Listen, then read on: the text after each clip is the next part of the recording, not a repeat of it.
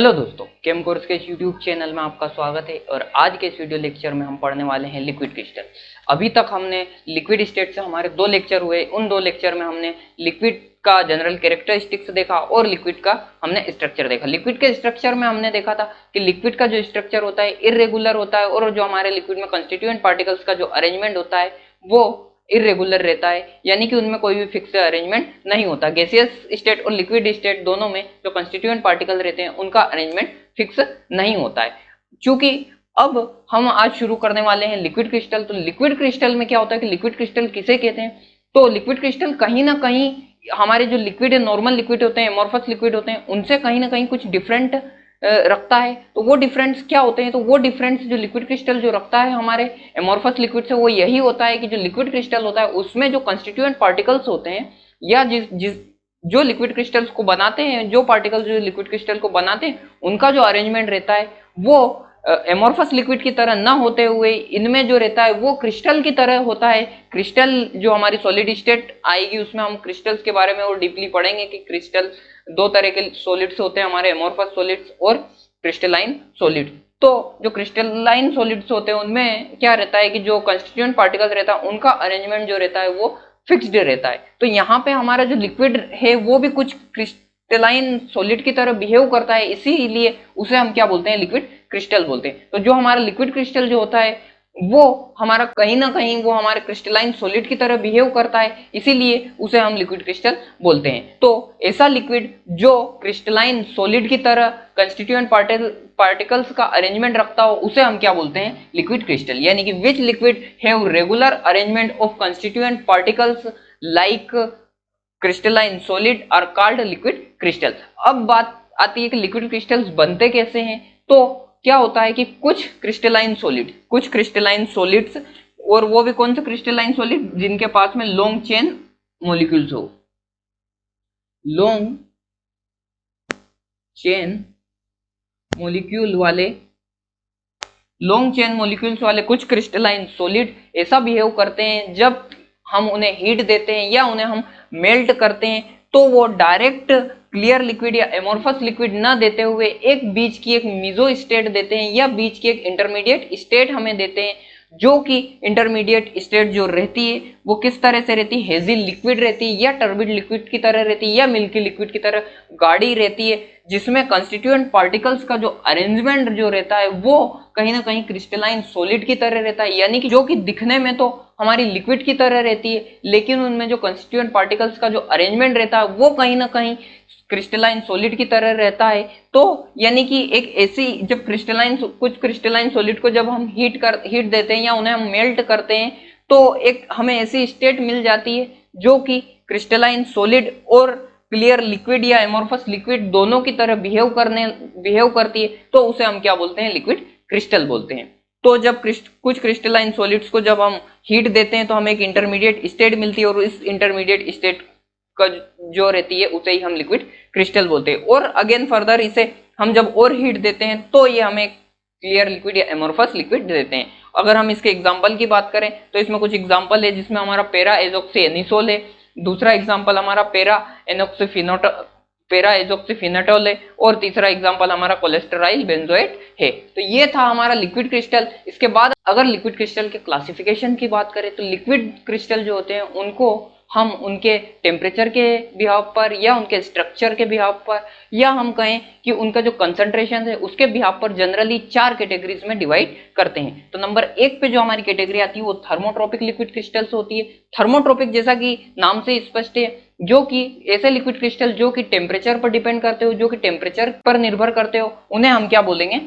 थर्मोट्रोपिक liquid crystal. Number 2 पे हमारा आता है लायोट्रोपिक लिक्विड क्रिस्टल। तो लायोट्रोपिक लिक्विड क्रिस्टल ऐसे लिक्विड क्रिस्टल्स होते हैं जो कि अपने कंसंट्रेशन पर डिपेंड करते हैं, जो कि कंसंट्रेशन में डिफर करते हैं, कंसंट्रेशन में अंतर रखते हैं। यानी कि लायो का मतलब होता है लिक्विड, यानी कि जिनका कंसंट्रेशन डिफरेंट हो, ऐसे लिक्विड क्रिस्टल्स को क्या बोलते हैं, लायोट्रोपिक लिक्विड क्रिस्टल। नंबर 3 पे हमारा आता है डिस्कोटिक या कैलामेटिक लिक्विड क्रिस्टल। तो ऐसे लिक्विड क्रिस्टल जिनका शेप डिस्क लाइक हो उन्हें हम डिस्कोटिक लिक्विड क्रिस्टल बोलते हैं, और ऐसे लिक्विड क्रिस्टल जिनका शेप रोड लाइक हो उन्हें हम कैलामेटिक लिक्विड क्रिस्टल बोलते हैं। नंबर 4 पे हमारा आता है मेटलोट्रोपिक लिक्विड क्रिस्टल। तो ऐसे लिक्विड क्रिस्टल जो मेटल्स पे डिपेंड करते हो, जिनमें मेटल का डिफरेंस आता हो, उन्हें हम मेटलोट्रोपिक लिक्विड क्रिस्टल बोलते हैं। क्योंकि हमारे बीएससी के सिलेबस में हमारा सिर्फ थर्मोट्रोपिक लिक्विड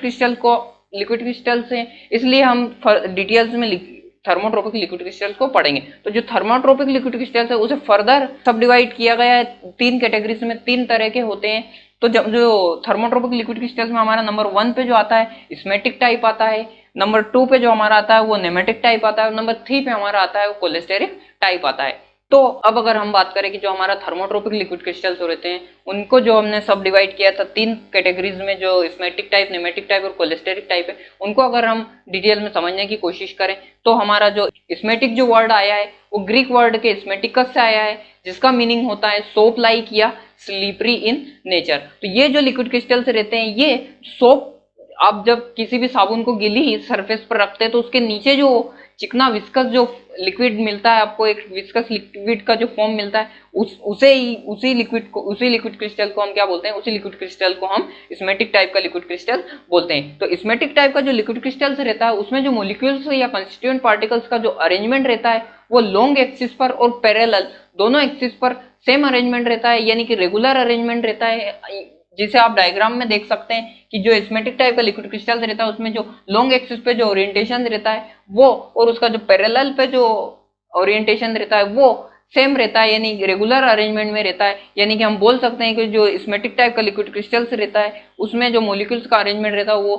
सारी डायमेंशन में सेम रहता है, या सारी डायमेंशन में रेगुलर रहता है या ऑर्डर्ड रहता है। अगर हम बात करें नेमेटिक लिक्विड क्रिस्टल्स की, तो जो नेमेटिक लिक्विड क्रिस्टल्स होता है वो ग्रीक वर्ड के नेमा से मिलकर बना होता है, जिसका मतलब होता है थ्रेड लाइक, या थ्रेड यानी धागे के समान, या एक रोड लाइक शेप रहता है। और जो नेमेटिक लिक्विड क्रिस्टल में जो कंस्टिट्यूएंट पार्टिकल्स का जो अरेंजमेंट रहता है वो लॉन्ग एक्सिस पर तो ओरिएंटेड रहता है, और लॉन्ग एक्सिस पर तो वो ओरिएंटेशन जो उनका कंस्टिट्यूएंट पार्टिकल्स का रहता है वो रेगुलर रहता है, लेकिन जो पैरेलल एक्सिस पर जो रहता है वो उनका ओरिएंटेड रेगुलर नहीं रहता है। यानी कि जो नेमेटिक टाइप के लिक्विड क्रिस्टल्स रहते हैं उनमें जो कंस्टिट्यूएंट पार्टिकल्स रहते हैं उनका जो ओरिएंटेशन रहता है या उनका जो अरेंजमेंट रहता है वो एक एक्सिस पर तो सेम रहता है, लेकिन दूसरे एक्सिस पर रेगुलर या इरेगुलर रहता है, रेगुलर नहीं रहता है। अब अगर हम बात करें कोलेस्टेरिक टाइप के लिक्विड क्रिस्टल की, तो जो कोलेस्टेरिक लिक्विड क्रिस्टल्स होते हैं वो उनके नाम से ही स्पष्ट है, कोलेस्टेरॉल जिनका स्ट्रक्चर कोलेस्ट्रॉल के लाइक होता है, कोलेस्ट्रॉल जैसा होता है,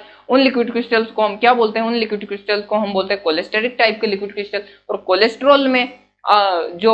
मॉलिक्यूल्स रहते हैं, कार्बन जो मॉलिक्यूल्स, किस तरह का कार्बन मॉलिक्यूल्स रहता है, तो वो कार्बन मॉलिक्यूल्स किरेल कार्बन रहता है, और इनका जो स्ट्रक्चर रहता है वो कहीं ना कहीं नेमेटिक लिक्विड क्रिस्टल की तरह होता है, इसलिए इन्हें हम क्या बोलते हैं, किरेल नेमेटिक लिक्विड क्रिस्टल। और जो कोलेस्टेरिक लिक्विड क्रिस्टल्स रहते हैं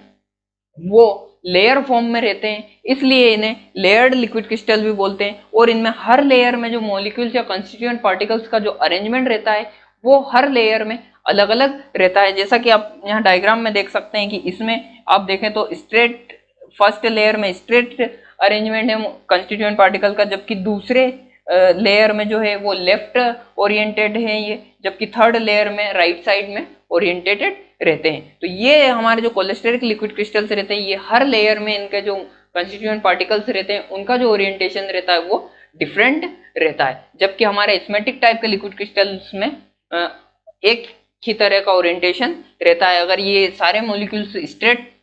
रहेंगे तो सारे मॉलिक्यूल्स स्ट्रेट रहेंगे, या अगर सारे मॉलिक्यूल्स को लेफ्ट साइड कर दे तो ये सारे मॉलिक्यूल्स लेफ्ट साइड हो जाएंगे, जबकि अगर सारे मॉलिक्यूल्स को राइट साइड में कर देते हैं तो हम ये सारे मॉलिक्यूल्स राइट साइड में आ जाएंगे। तो ये थे हमारे जो हमने थर्मोट्रोपिक लिक्विड क्रिस्टल्स को सब डिवाइड किया था 3 कैटेगरीज में, स्मेटिक टाइप, नेमेटिक टाइप और कोलेस्टेरिक टाइप में। अब अगर हम इन लिक्विड क्रिस्टल्स के एप्लीकेशंस की बात करें तो इनके कुछ एप्लीकेशंस है, वो एप्लीकेशंस हम देखते हैं। अगर हम इनके मेन एप्लीकेशंस की बात करें तो लिक्विड जो क्रिस्टल्स रहते हैं उनका जो मेन एप्लीकेशन है वो होता है हमारा एलसीडी डिस्प्लेस बनाने में। जितनी भी एलसीडी डिस्प्लेस होती है वो लिक्विड क्रिस्टल से बनी होती है। लिक्विड क्रिस्टल्स जो रहते हैं उनमें एक प्रॉपर्टी होती है कि लिक्विड क्रिस्टल इलेक्ट्रॉनिक फील्ड में रिस्पॉन्स देते हैं, जिससे कि उनसे क्या है कि इलेक्ट्रॉनिक डिस्प्ले या एलसीडी डिस्प्ले बनाई जाती है। तो जितनी भी एलसीडी डिस्प्लेज रहती है वो लिक्विड क्रिस्टल से बनी होती है। उसमें आपकी टेलीविजन की आ गई, कंप्यूटर्स की आ गई, और वॉचेस, कैलकुलेटर, जितनी भी लिक्विड क्रिस्टल डिस्प्ले रहती है वो किससे बनाई जाती है, लिक्विड क्रिस्टल से बनाई जाती है। और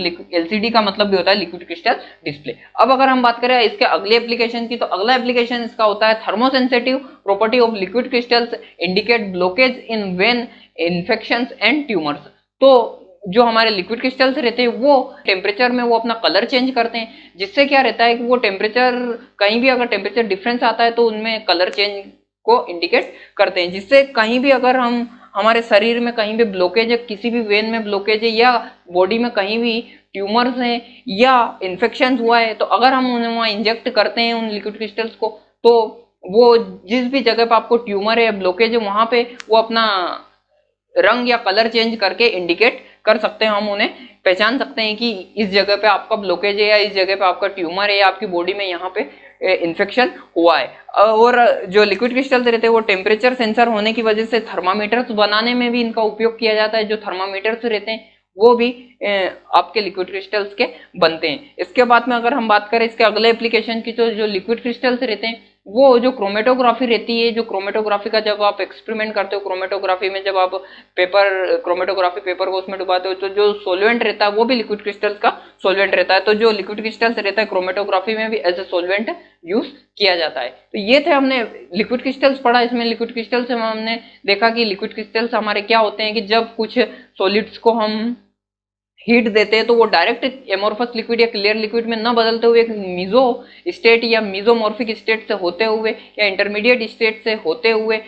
फर्दर और आगे जब और हीट दी जाती है तो क्लियर लिक्विड मिलता है। तो जो बीच की उस मीजो स्टेट या उस इंटरमीडिएट स्टेट जो मिलती है जिसमें हमारे क्रिस्टलाइन सॉलिड और एमोर्फस लिक्विड दोनों की प्रॉपर्टी होती है, और उस स्टेट में जो लिक्विड रहता है विस्कस जो हमें मिलता है या जो टर्बिड लिक्विड मिलता है उसे ही हम लिक्विड क्रिस्टल्स बोलते हैं। फिर हमने लिक्विड क्रिस्टल्स के टाइप पढ़े जिसमें हमने 4 टाइप थे, और हमने जो थर्मोट्रोपिक लिक्विड क्रिस्टल था उसे फर्दर डिवाइड किया स्कीमेटिक टाइप, नेमेटिक टाइप और कोलेस्टेरिक टाइप में, और उनके स्ट्रक्चर्स देखे कि स्कीमेटिक टाइप किस तरह का होता है, नेमेटिक टाइप किस तरह का होता है, कोलेस्टेरिक टाइप के जो लिक्विड क्रिस्टल्स रहते हैं वो किस तरह के होते हैं, लेयर फॉर्म में उनमें अरेंजमेंट रहता है कॉन्स्टिट्यूएंट पार्टिकल्स का। जिसके बाद में हमने कुछ एप्लीकेशन देखे। तो ये था हमारा लिक्विड क्रिस्टल्स। इसके बाद का जो वीडियो आएगा उसमें हम 7 सेगमेंट सेल पढ़ेंगे, और हमारा जो लिक्विड स्टेट है वो यहाँ पे